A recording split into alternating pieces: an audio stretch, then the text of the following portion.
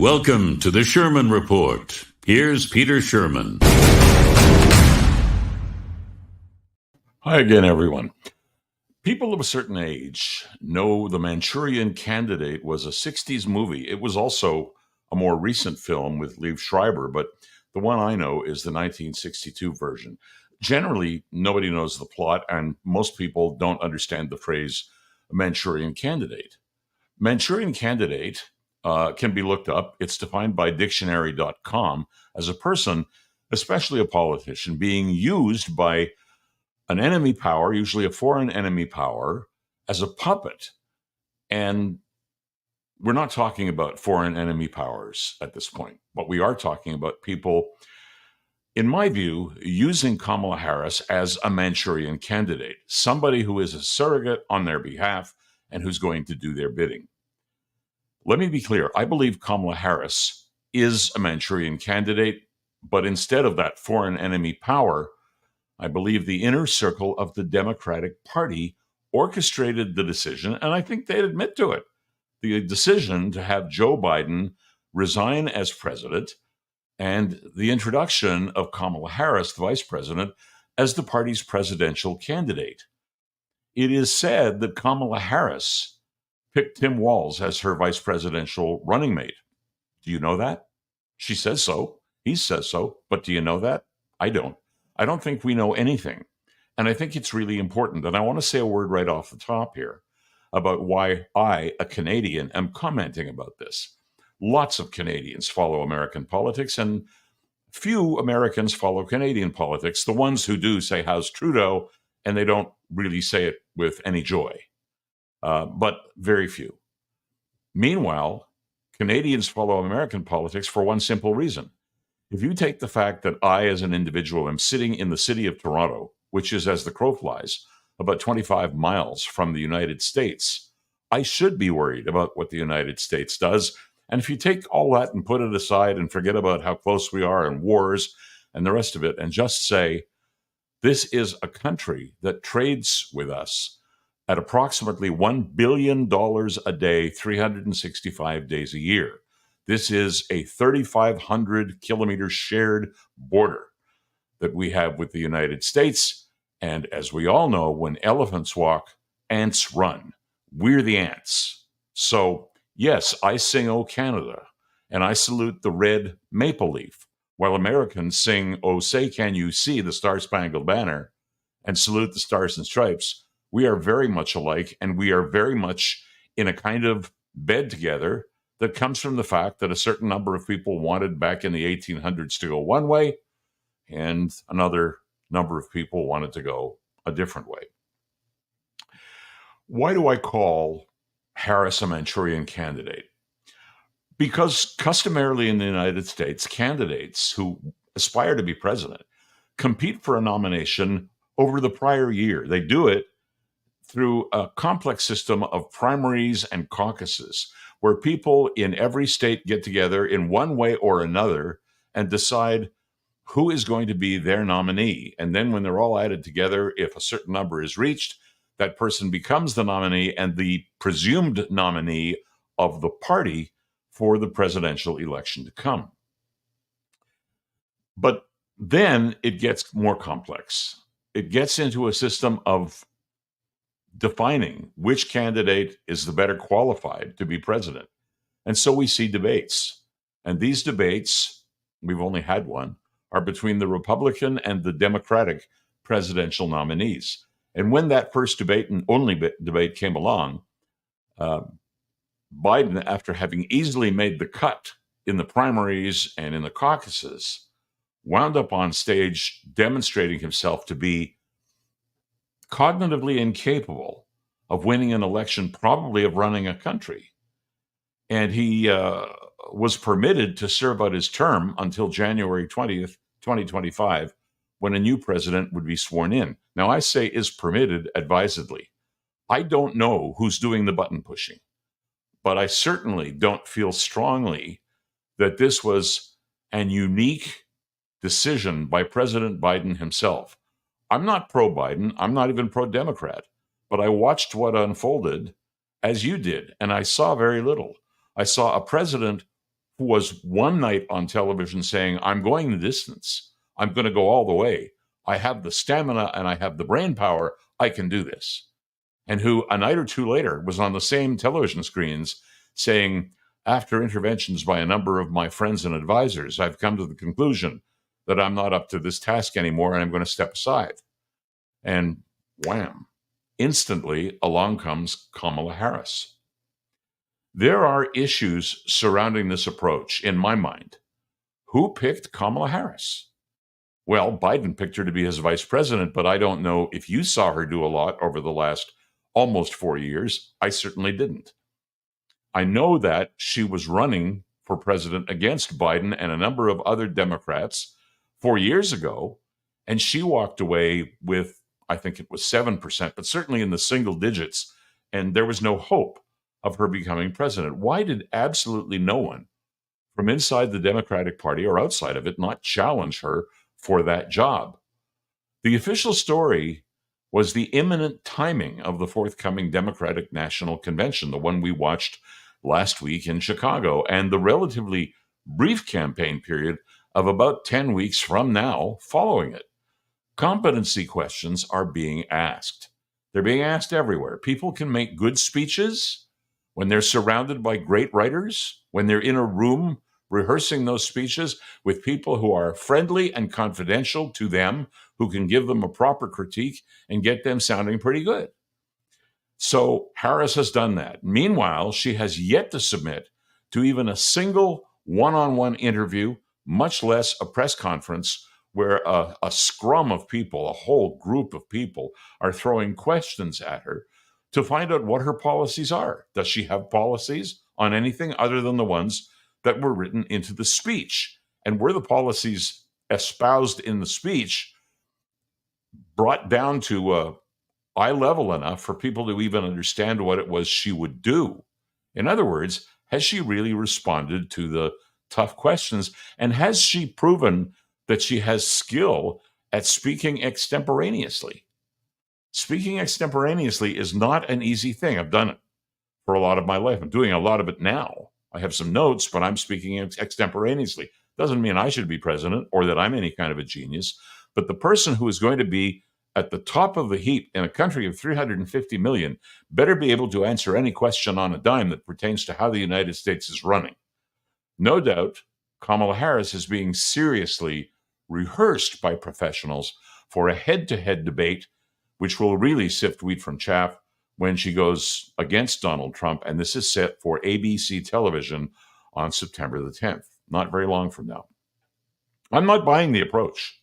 When a Democratic president, Lyndon Johnson, announced that he didn't want to run for a second term for his own reasons, doesn't matter now, there were challengers. Eugene McCarthy jumped in. Robert F. Kennedy Sr. challenged Johnson. The candidate turned out to be Vice President Hubert Humphrey. So it was a vice president who went on to be candidate, but he was not hand-selected.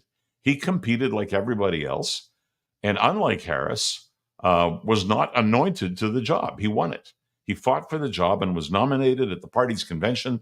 He did go on to lose that election. It was tumultuous, but it wasn't like what is happening now in 2024 Washington. But when someone is nominated under cover of night with nary a challenger, I begin to question. I question whether what has happened comes perilously close to a coup d'etat, notably if she were to win. I don't know that to be a fact, but I see nothing, so I can speculate on anything. While the Democratic Party mounted a superb show, please remember that a show is all it really was. And while all this was going on, an intrepid Donald Trump just kept on keeping on. That's what Donald Trump does, campaigning day after day to regain the presidency that he'd held from 2017 to 2021. Also campaigning at the same time was one Robert F. Kennedy Jr., who'd sought to run as a Democrat and been rebuffed. He had a family legacy behind him, but he had been shut out by his own party, his family's party, and renounced by his family. He's still being renounced by them. If you read social media, you'll see a little ad with a blue background, and it's signed by sisters and brothers and other relatives of Robert F. Kennedy saying, we disavow this guy. He doesn't represent our family interests. No, he represents himself, Robert F. Kennedy Jr. I think he wishes that his family were behind him. This is the family of President Kennedy and the family of Robert F. Kennedy Sr., who ran for president and was unfortunately assassinated. Stories abound regarding Robert F. Kennedy Jr.'s quirkiness. And because of an illness, he speaks in a kind of a funny, raspy voice. But you can't call him down for that. He may be the sole candidate who speaks absolutely clearly and uses real facts to justify his positions. On Friday, August 23rd, the world witnessed what I consider to be a unique political event, the likes of which the public rarely sees. It was about honest and real politics, the way the game, and it is a game, should be played. Kennedy announced that he was exiting the race despite having polled as high as 20% at a given point. It is even possible that such numbers could throw the Electoral College so off balance that it could result in insufficient votes, and that's fewer than 270, to nominate anyone to the office of president. And I'll explain that. Let's suppose that Kennedy had said, damn the torpedoes, we're going ahead. I don't really care about anything. I have run for this for the past year and change. They rejected me. I've got in excess of 20% of people behind me. I've got all of those signatures, millions and millions of them, on file with electoral officers in every state. I'm going to run. And say he got 20% of the electoral votes. Take 20% off 540 votes. You're talking about 110 votes, 105, 110 votes approximately. Take that away and now see if you've got 270 votes left for any candidate, because 270 votes is the minimum to be nominated for president. Could be that there were three different candidates, Kennedy Jr., Harris, and Trump, all running, all winning a certain number of those electoral votes, none of them at 270. So what happens then? There's no president? Answer, yes. So Kennedy spoke the other day for an hour, and he was clear, over an hour. He said that the situation in the United States has become dire. His word. Corrupt companies, he says, selling chemical-laden foods eaten by children, causing them incredible rises in childhood obesity, in childhood cancers, and in autism, which is now at 1 in approximately 30 kids. We didn't even know what autism was when I was a kid, and as recently as 10, 20 years ago, it was a much larger ratio, way, way, way higher than 1 in 30. Can't quote it for you, but it certainly wasn't 1 in 30. That is terrifying. Kennedy cites American obesity in general as now running at 74% of the entire population. 74% of people in the United States are either overweight or they are downright obese. He wants to fight the fight, and he wants to help save America. Largely, it's health. Those are his words. So he approached the only campaign that he thought might listen, that of Donald Trump. Trump did listen, and RFK Jr. was welcomed to the stage and to the podium at a Trump rally over the weekend. In fact, I believe it was Friday night. He was welcomed to the stage and to the podium as Trump himself stepped aside and allowed RFK Jr. to do the talking. He explains his motivations. He talks about American health. He talks about food corruption, and he talks mostly about dangers to the American people and why Trump should be his hope.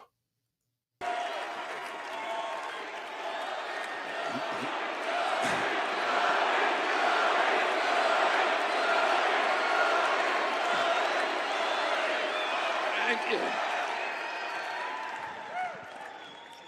A few hours after the assassination attempt at Butler, I got a call from a safe food advocate named Kelly Means, who's been fighting for many years to try to end the corruption at CDC and FDA and USDA. And these institutions, these regulatory agencies, are actually run by the big food processing companies, the big ag and the chemical companies that they're supposed to regulate. And he said to me that he'd been advising me for many years and on my campaign. And he told me that night that he was also advising President Trump. And he asked if I would talk to President Trump. And I said, of course. And about a few minutes later, I got a call from the president. And we talked. We had a very good talk. And then he invited me to come see him the next day. And I went to Minneapolis and saw him. We met again a couple of weeks later in Florida. And we talked about, not about the things that separate us because we don't agree on everything, but on the values and the issues that bind us together. And one of the issues that he talked about was having safe food and ending the chronic disease epidemic.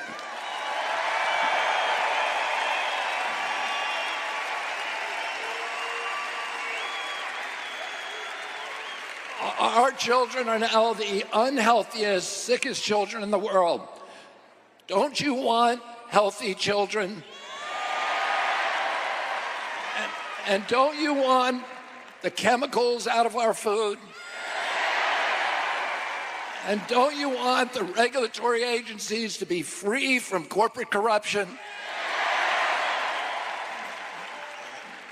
And that's what President Trump told me that he wanted. He also told me that he wanted to end the grip of the neocons on U.S. foreign policy.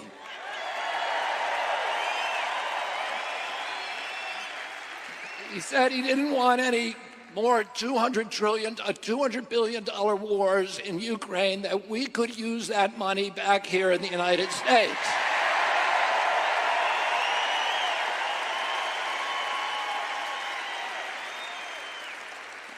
And the best way to build a safe America is to rebuild our industrial base and rebuild the middle class in this country. And don't you want a president who's going to get us out of the wars and who's going to rebuild the middle class in this country?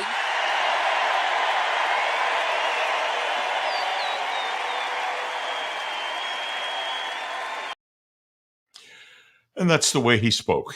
There's a lot more of it, but I thought I'd give you a taste of it.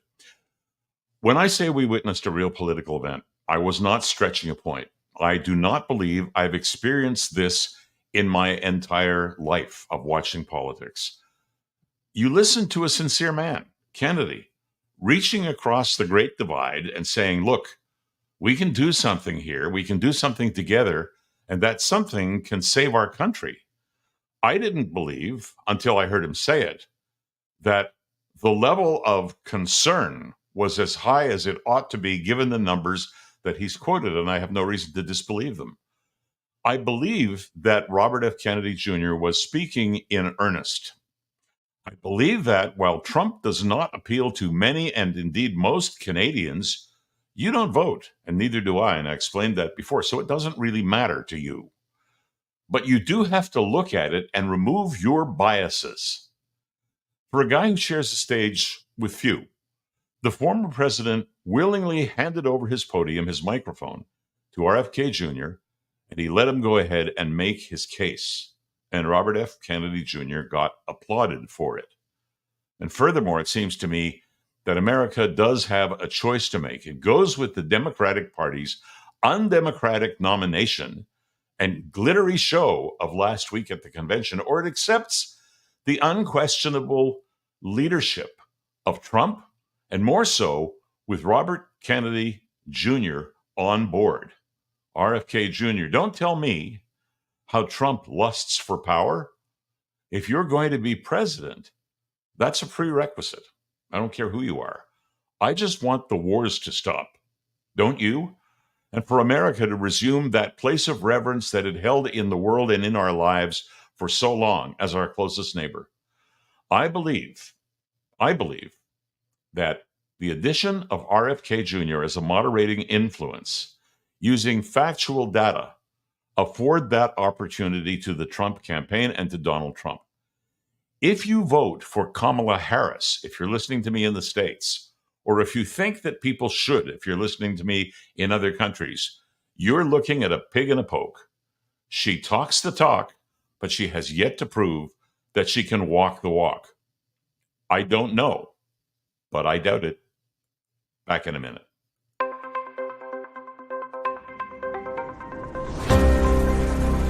You're with the Sherman Report, daily news commentary, live at 5 p.m. Video version live at X, YouTube, and Facebook.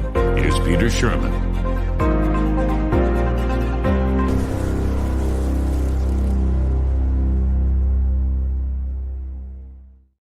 Well, aside from things presidential, I've spent the past weekend looking in on various news channels and trying to find out what's happening in the Middle East. Exchanges of very deadly fire between Hezbollah in the southernmost reaches of Lebanon against the Israeli border and Israel taking care of its flank to the north and northwest quadrant adjacent to its border.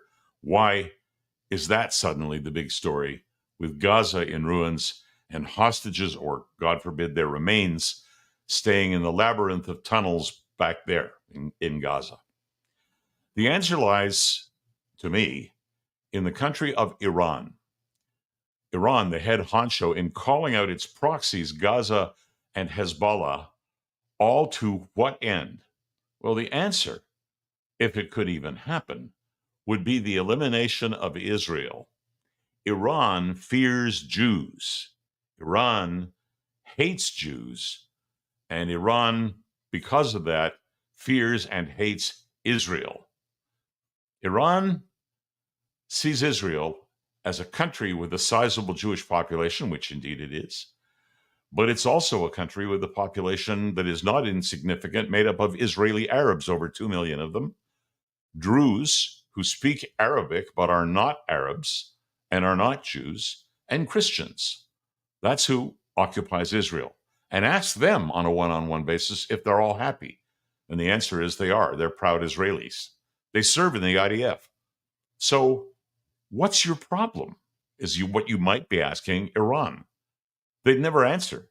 But a beautiful nation of Persians inhabits Iran, ultimately bending to the will of religious zealots called mullahs, hateful religious leaders who call the shots on Israel and anything else Iran wants to do.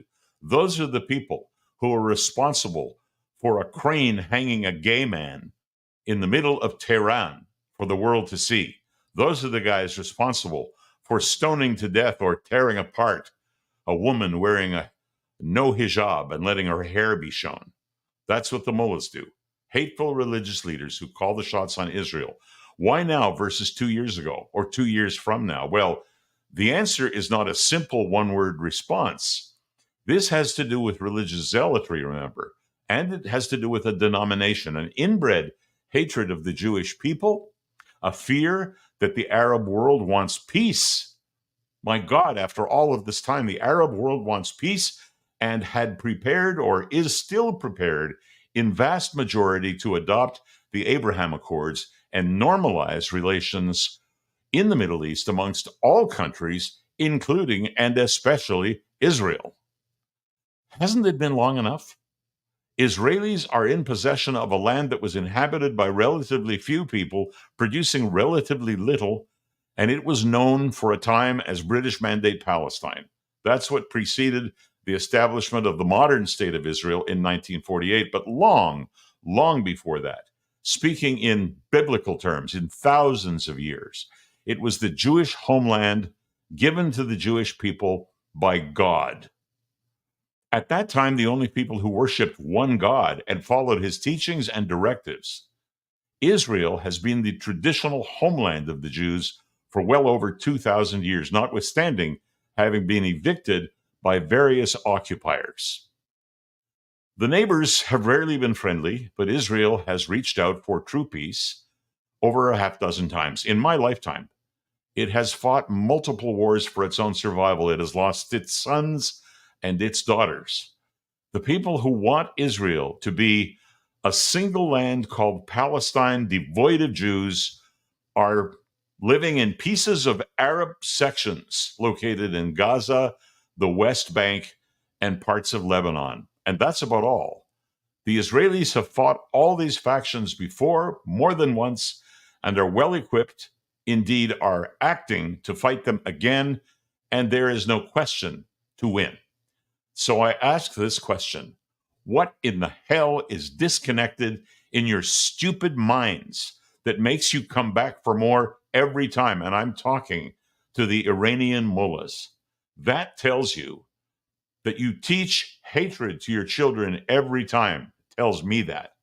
That allows you to listen to maniacs in priestly garb living in and running Iran, and you take your orders from them every time. I think it's basic stupidity, because clearly you just don't get it. Israel is going nowhere. Those who force it to fight are going to hell. My hope is that Iran, rather than sending proxies, will enter this fight. Then, and only then, they'll have the combined force of Israel and so far 3 full battle groups of the United States of America, and who knows what other entities may get into that fight. In that conflict, the objective would be to cut the head off the snake, and the snake is the Iranian mullahs. If everyone doesn't back off, and very soon, it is my fervent hope that this occurs and that a no-holds-barred battle puts an end to Iran as we know it, as it is, and allows it to blossom as it could be and as it once was. What a wonderful ally it was to the Israeli people prior to 1979, and what a greater one it could be now. Everybody knows that Persians, Iranian Persians, are a wonderful group of people who we can lean on for support, but not while they're under the thumb of and living in Iran. As for the remnants of Hamas, and what will surely be the remnants of Hezbollah, they don't have the capacity to get smart, and so at a cost of blood and treasure, they will be crushed. It is the only answer. After all, there's always someone to clean up in any neighborhood in the Middle East. Israel has been good at that job, albeit one that has been forced upon it. Back in a moment.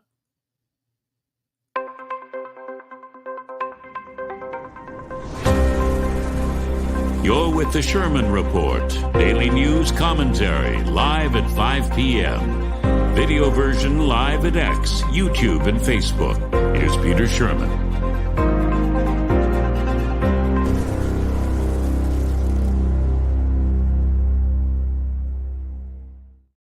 One last mini topic to editorialize about today, and it affects people in Ontario primarily, because Ontario is enacting new legislation, but everybody listening everywhere will find this amazing. We can't get beer, wine, alcohol, spirits certainly, in convenience stores in Ontario. Can someone tell me why the panic makers screaming fire in a crowded theater for no reason are on this one? By that, I mean to ask why there seems to be such panic in some quarters over alcohol being allowed for sale by Ontario convenience stores, just like in every other civilized place in the world. Seriously, people, on September the 5th, I can go to a convenience store like they do in Alberta, for example, or all over the United States, and I can buy a case of beer, let's just say a 6-pack of beer, or a single beer, or 2 beers. I can buy wine, or I can buy pre-mixed hard drinks. Oh, yeah, and lottery tickets. They've been for sale for a long, long time. We could already buy those years ago, but I come from a time when everything was shut tight on Sundays in Ontario. We didn't have convenience stores in Ontario. Selling or running lotteries was illegal in Ontario. And when you went to the colorless liquor stores, what you did was you wrote down what you wanted on a printed slip of paper and handed it over to a clerk standing in a counter. And then what you got back was a brown paper bag, and you paid your money, generally in cash, because I'm not sure many people had credit cards in those days, but it's really not so long ago. Then you go on your way. All I'm saying is that we're living in 2024 now. People get to do just about what they want as long as it doesn't hurt anyone. Health providers want us to have a plan. A plan for what? We already have a plan. We're going to sell alcohol, and we do sell alcohol, to people where they can buy lottery tickets and cigarettes and overpriced candy that'll rot your teeth. But one thing is for sure. The people buying all that shit know they are. Is alcohol good for you? Generally, Probably not, and certainly not in quantity, but my own doctor once told me that if I had a nice stiff scotch every night, not 2 or 3, 1, that would probably be the best stress reliever I could find, and I'd live longer. Generally, I do that. Healthy? Fine. It's the naysayers again. Please get over yourselves. Good night. It's the Sherman Report. See you tomorrow.